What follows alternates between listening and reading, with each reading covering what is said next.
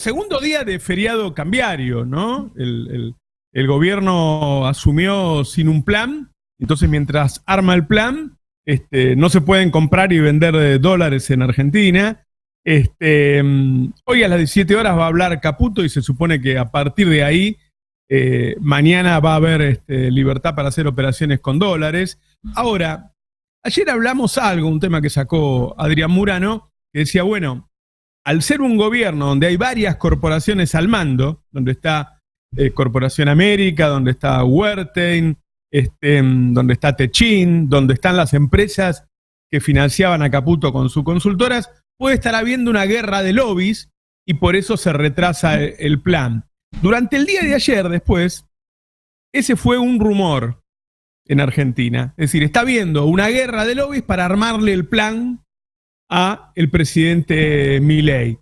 Y fue tan fuerte el rumor, es decir, se vio tanto, se enteró tanta gente de que estaba ocurriendo eso, que ayer en TN, la economista, la directora de la consultora EcoGo, Marina del Poyetto, lo dijo directamente al aire, y me gustaría que para empezar el pase, pasarlo, porque me parece que es un temón para que la gente sepa que el plan económico de Milei no lo están armando a medida del pueblo, sino a medida de las necesidades de las empresas que han cooptado este gobierno. Escuchémosla a Marina del Poyetto.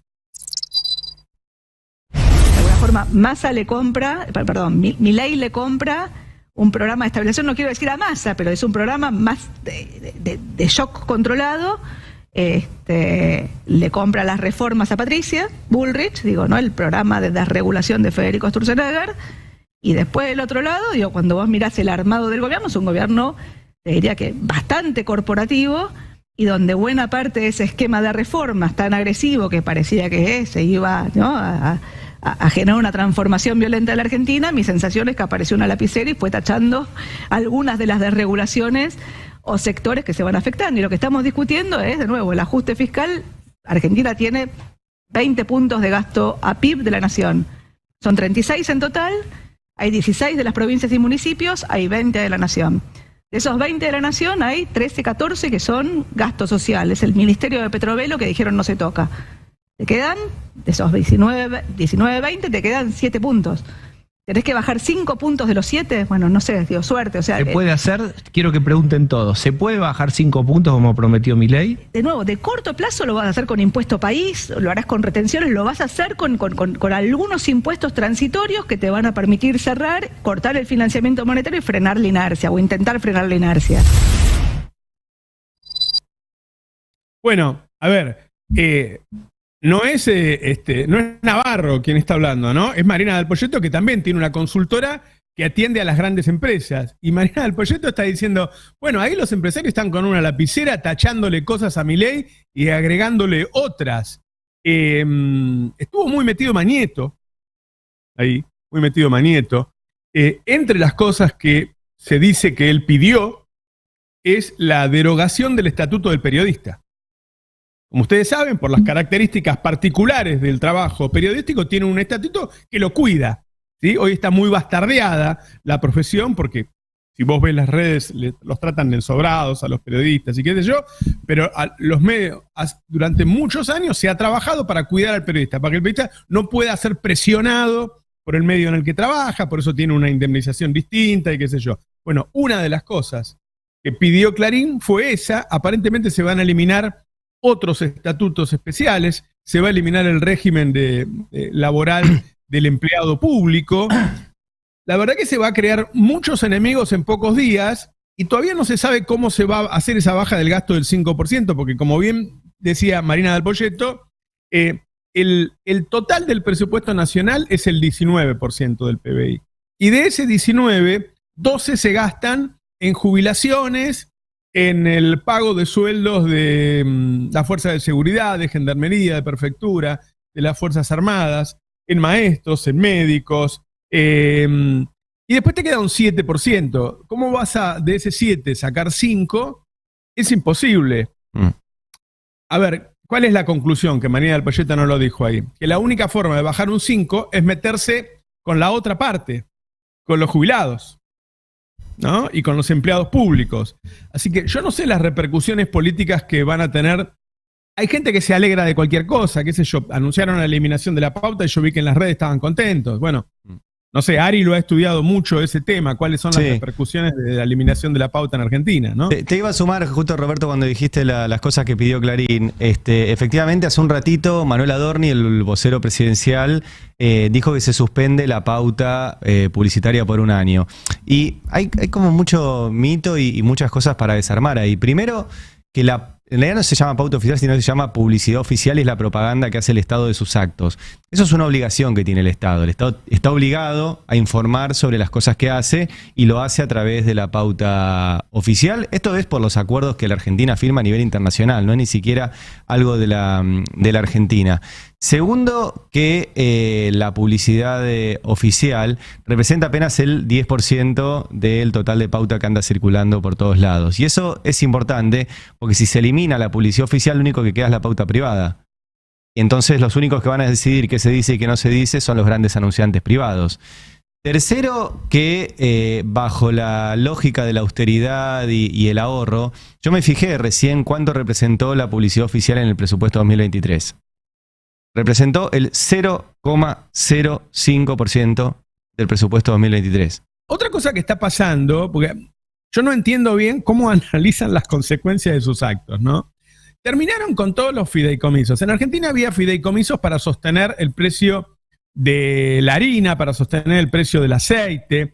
Entonces están aumentando un 100%. O sea, sobre esas barbaridades que ya costaban la gente, ahora en las últimas 48 horas, aumentaron un 100%. Yo no sé qué idea tienen de cómo va a comer la gente, de cómo va a llevar el pan a la mesa la gente. Es decir, no hay un análisis de las consecuencias de las medidas que van tomando.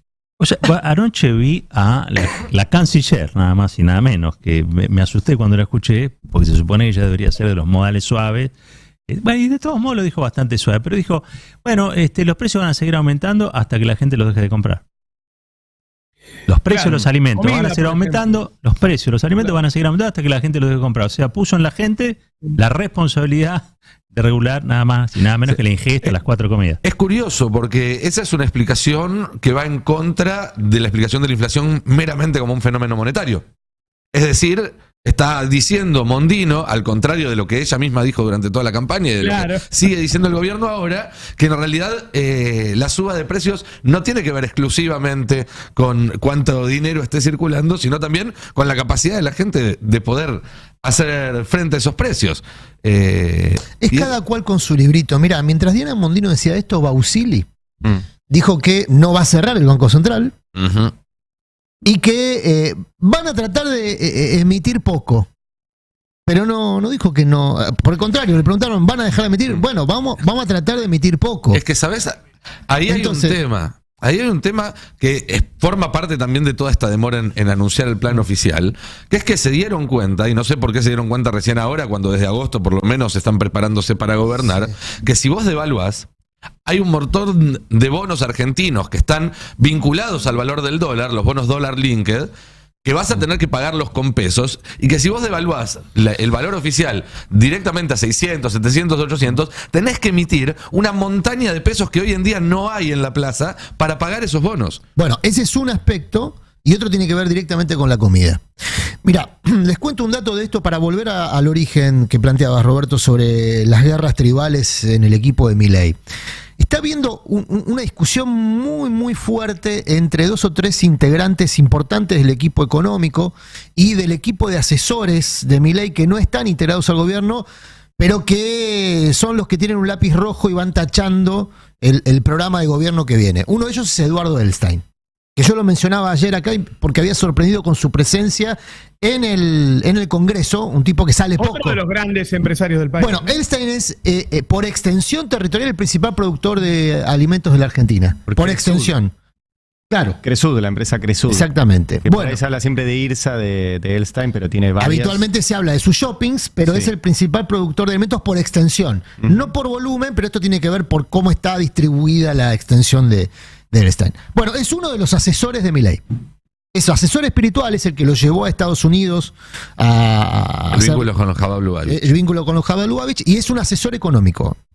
Bueno, tiene sus propios intereses el Stein. Y tiene intereses en el sector agropecuario.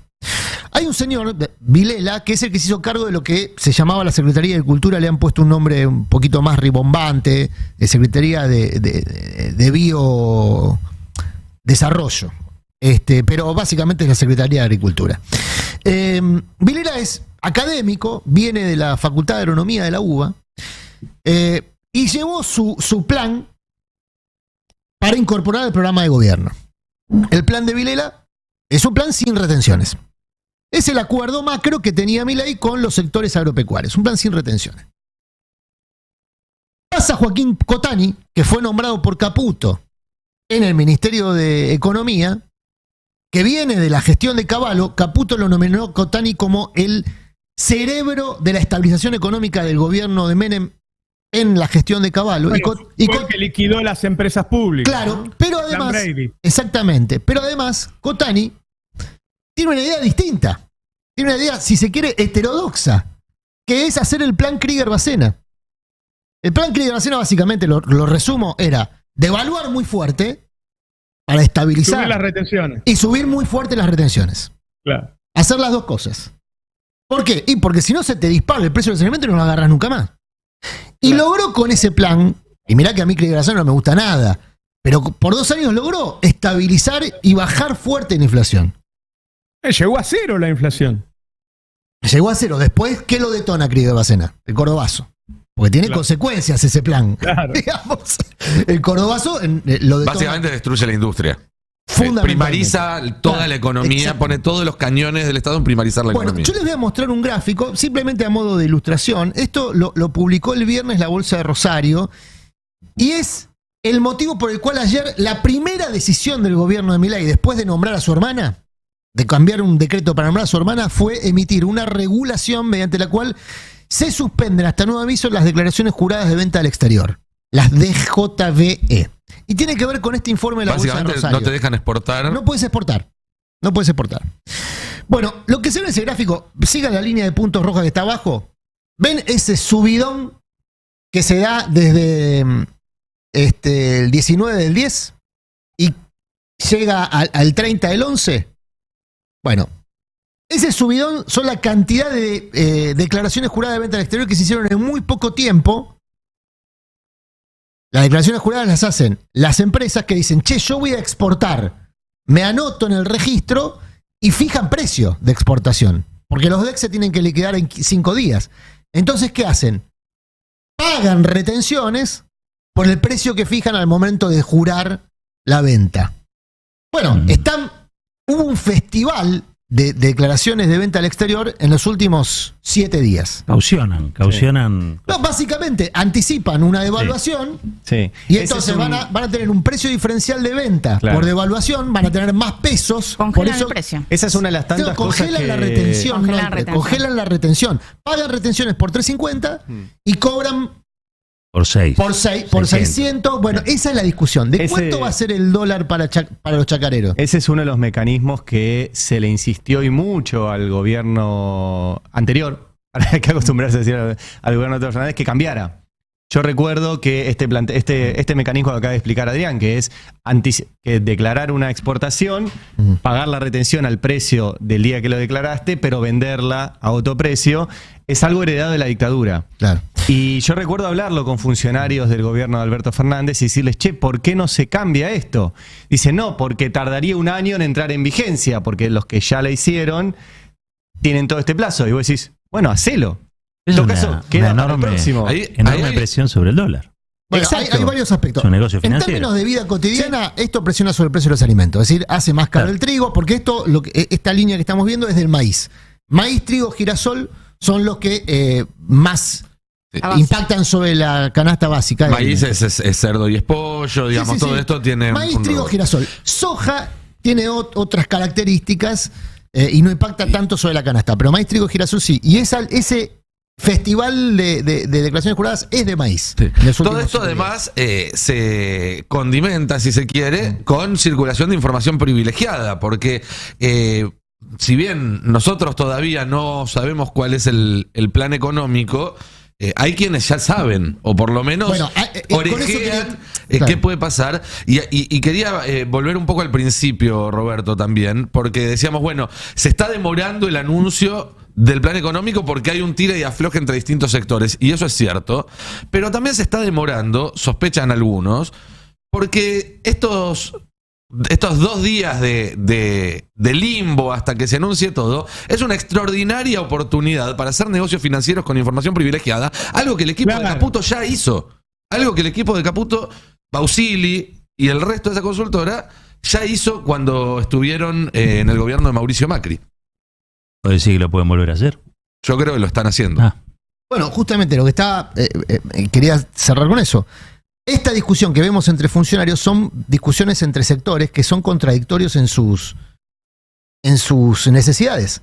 Entonces, fíjate que son funcionarios que representan sectores específicos. El loteo de la gestión ha hecho que se paralice un programa de gobierno que todavía no conocemos porque hay rasgos fundamentales de ese programa de gobierno. Por ejemplo, el tipo de cambio, que no se puede determinar porque hay una discusión con las cerealeras, con los productores, que no son exactamente lo mismo, aunque están integrados de modo vertical en muchos casos, con los bancos, porque los bancos también participan de esta discusión cuando se habla de tipo de cambio y sobre todo cuando se habla de pasivos remunerados, cuando se habla del famoso tema de las LELIC, qué se va a hacer con eso, si se van a licuar con inflación. Bueno, cada cual tiene su representante en el gobierno.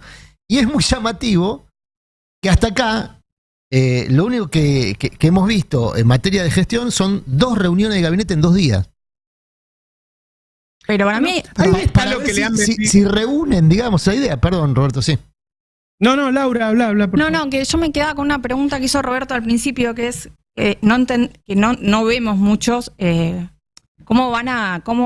reacción esperan por sus medidas, ¿no? Y vos decís, vimos solamente 2 reuniones de gabinete. A mí me preocupa que la única ministra que supuestamente tiene la billetera abierta y sobre la que Milei mismo dijo en su asunción que tiene todo el único plan de contención, o sea, él dice, va a haber ajuste y después vamos a contener con el plan de contención. Es lo único que planteó hasta ahora por fuera del ajuste.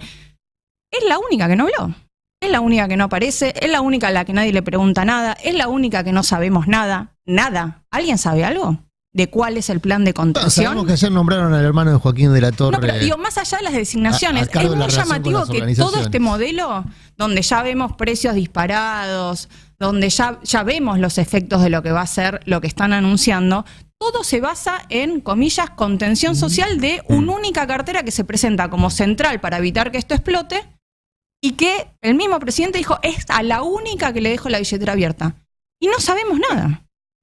Acá el tema es que durante muchos años le vendieron a la gente que los políticos son malos, con lo cual supongo que querrán decir que la democracia es mala, porque la democracia es administrada por los políticos, y que tenían que poner privados. Bueno, cuando pones privados, cooptan el gobierno y hacen sus negocios. ¿Por qué uno va a esperar que un gran empresario se siente ahí y empiece a decir, bueno, a ver, estoy preocupado porque la gente llegue a fin de mes? El tipo va ahí y ocupa ese lugar. Me parece que por ahí la buena noticia de ayer fue la rápida reacción de Axel Kicillof para tomar un puesto que uno pensaba que él podía tomar.